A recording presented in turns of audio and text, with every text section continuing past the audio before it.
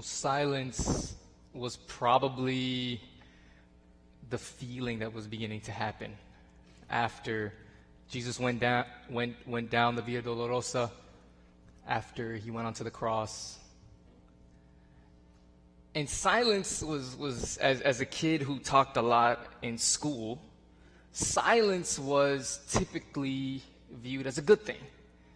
I got numerous letters growing up from my teachers about talking in class. I recently saw a TikTok are short videos, in case anyone doesn't know, short videos where people just upload and ask questions or post information. So there's a TikTok that somebody posted, and they said, those of you that talked a lot during school and got those letters, what do you do now? And different people were saying different careers that they were in, most of them were able to talk a lot, and I think I probably fit into that as well. But one of my teachers would always say, silence is golden. And I actually did too.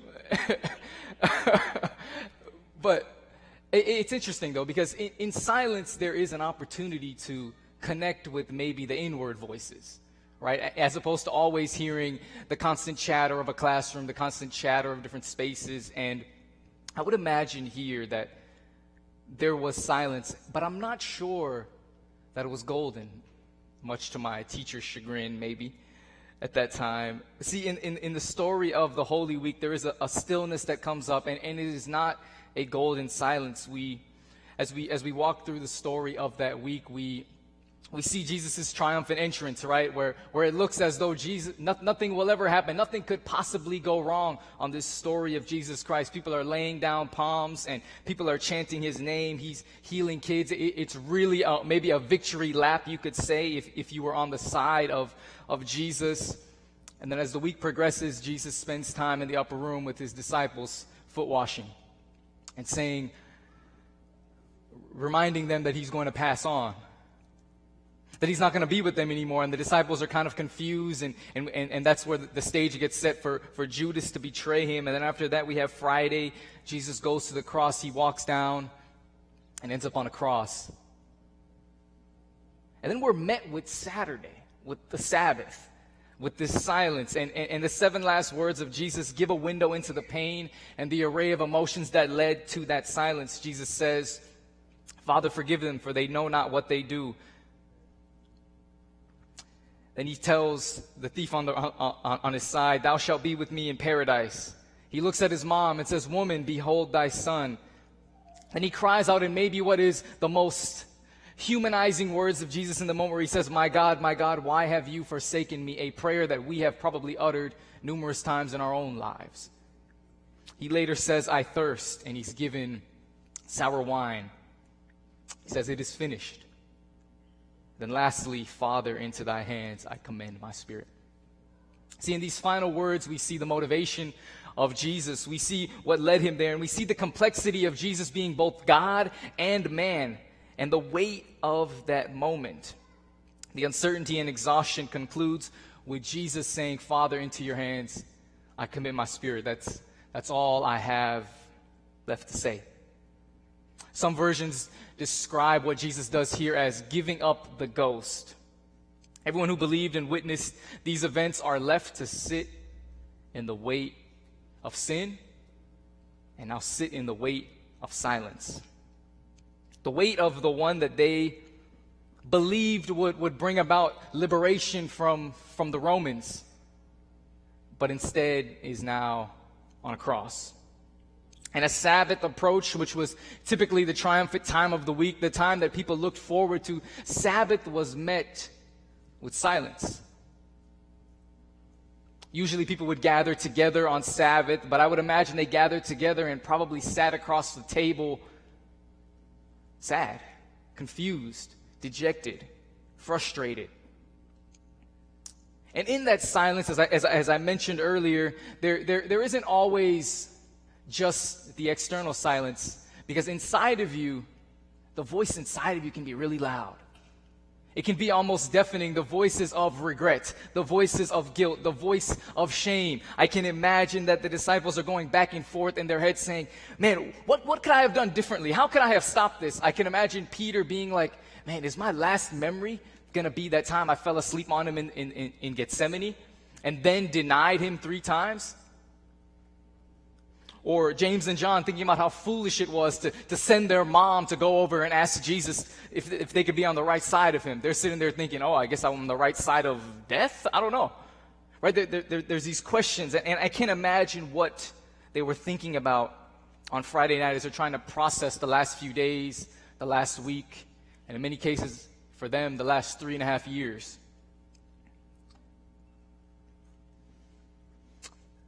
In Desire of Ages, it says, with the death of Christ, the hopes of his disciples perished. They looked upon his closed eyelids and drooping head, his hair matted with blood, his pierced hands and feet, and their anguish was indescribable. Until the last, they had not believed that he would die. They could hardly believe that he was really dead. Overwhelmed with sorrow, they did not recall his words foretelling this very scene. Nothing that he had said now gave them comfort. They saw only the cross and its bleeding victim. The future seemed dark with despair. Their faith in Jesus had perished, but never had they loved their Lord as now. Never before had they so felt his worth and their need of his presence. Even as we read the accounts of the Gospels, there is a little bit of the sense of what the disciples are feeling of this darkness and despair that even the writers in the text don't really want to tell you too much about the Sabbath, because I think even for the writers, it was extremely emotional. It was extremely filled with regret. And in fact, nothing is really said in the book of Mark, except they mention a little bit about the women that followed Jesus. Then they mention Joseph of Arimathea. But they're really anxious to just get to this part where it says, when the Sabbath was over. They're really excited to get there because there's really nothing for them to talk about of note that maybe they feel necessary to put on paper.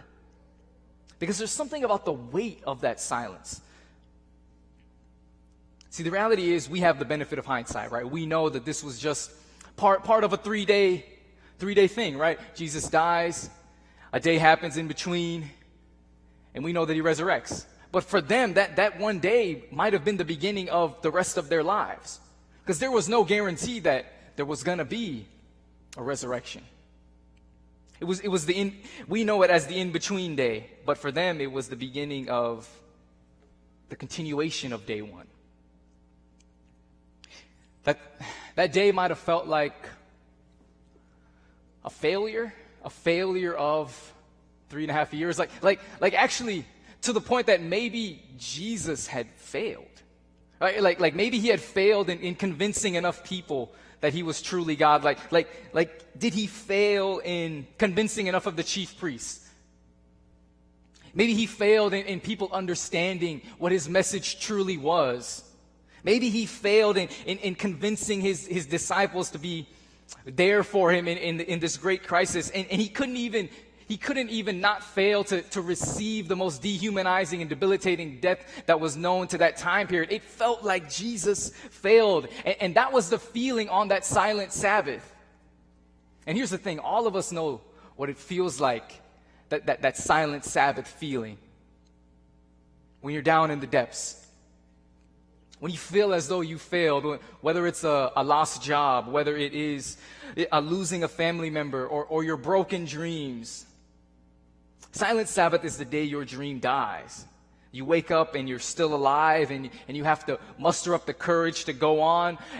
But the reality is you don't know how to go on and you don't know why you're even going on. See, Sabbath is the day when you're crying out to God about that pain.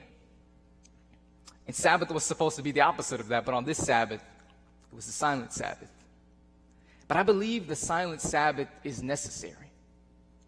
They're necessary in our lives and they're necessary in this story. Because the silent Sabbath is where we see the culmination of Jesus' words, Eli, Eli, lama sabachthani, which means, my God, why have you forsaken me?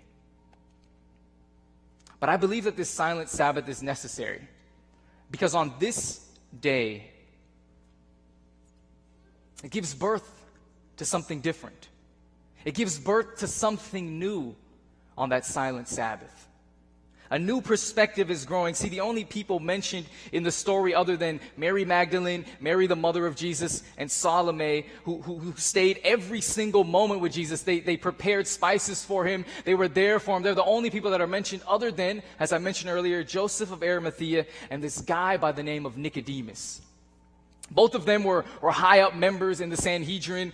Both of them, though, had never made the commitment to follow Jesus publicly. They felt like there was too much to lose for them, right? They couldn't give up their standing in society to take that step and follow Jesus. And they were worried about the backlash of it. But in John 19, verse 38, I believe there is a shift in the silence. There's a shifting. I want to show you what it says. Later, Joseph of Arimathea asked Pilate for the body of Jesus. Now, Joseph was a disciple of Jesus, but secretly because he feared the Jewish leaders.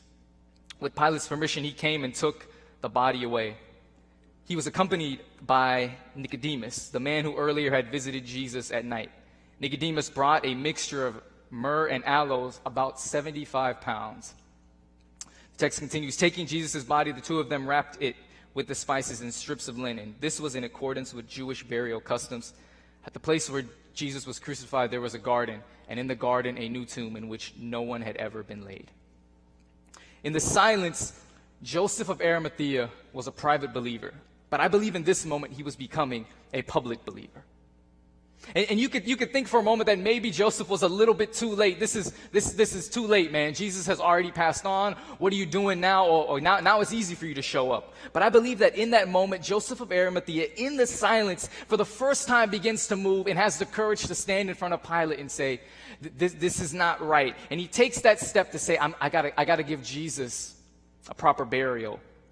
I think it's so interesting that two people who never took a stand for Jesus in this moment feel the urge as they watch Jesus at this lowest point.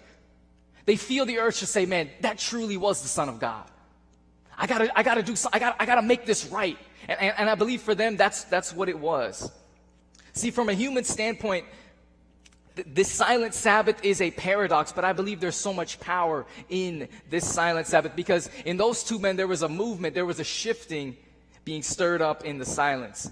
See, we think of Sunday as the miraculous day, the day that Jesus rose from the dead. But I wonder if the great miracle isn't the silent Sabbath. See, when Jesus was born, the skies were filled with heavenly hosts. We love that story. But we forget that Jesus was in a manger. They were singing to somebody in a manger. They were singing to a dependent baby. And the angel, the one who has angel armies, spent the rest of his life after that growing up with his parents, was a carpenter. And see, the miracle of Sunday speaks to triumphance, right? It speaks to the fact that a dead man lives, but the silent Sabbath speaks to the fact that a tomb held him as well. At the lowest point, we always love the high point, the peaks. See, Jesus Christ defeats death not by immediately proclaiming his invincibility over it, but by submitting himself to it. He submits himself to death. And I believe in that moment it creates a shift in the silence. The reality is God could have died, resurrected immediately, had the greatest 15 minutes of fame possible. Yet he takes 3 days to do what could have taken a day or two. The shift in the silence. That shift calls the Josephs of Arimathea out of the darkness. It calls back Nicodemus. And it invites the disciples and the people of God into something greater because in this silence, a transformative birth takes place. And that faith is birthed in the silence of Sabbath. The only other place that Jesus ever sleeps is on a boat with the disciples. In Mark chapter 4.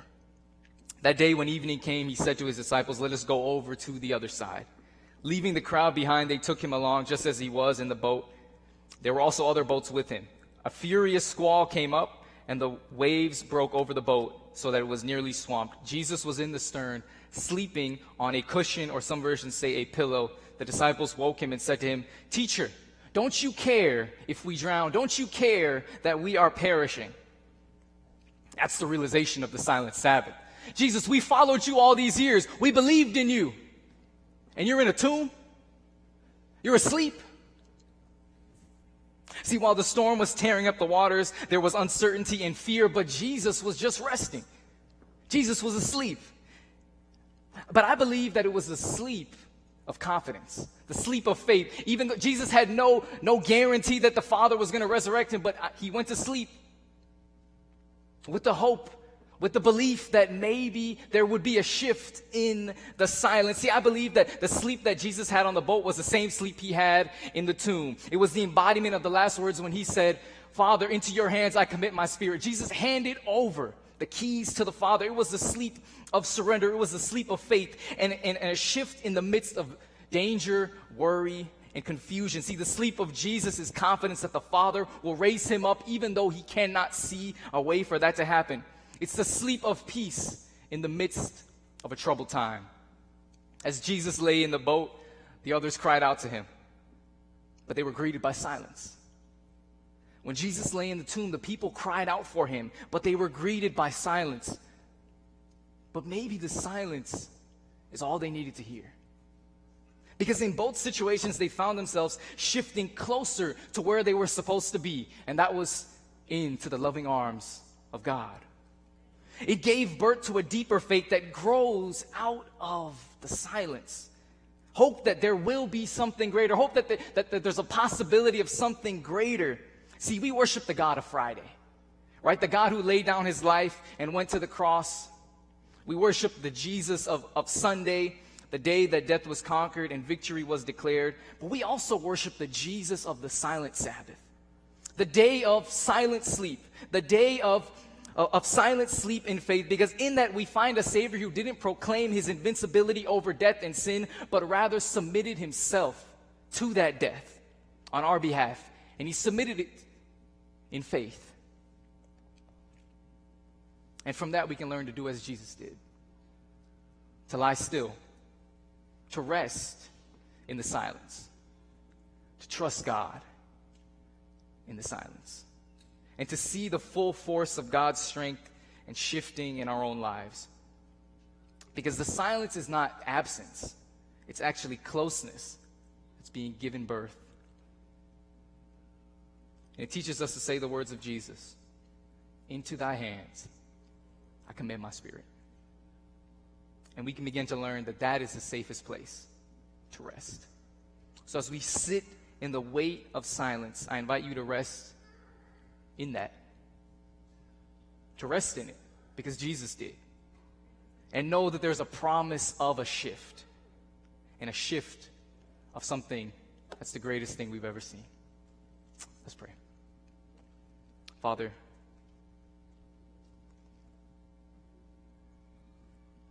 there was silence. God, I invite us in this moment, God, to embrace that silence and to know that if we come alongside of you, Lord, that's where you call us to. So as we continue to reflect, God, we ask for that silence to reveal something deep inside of us about you. We ask this in your name. Amen.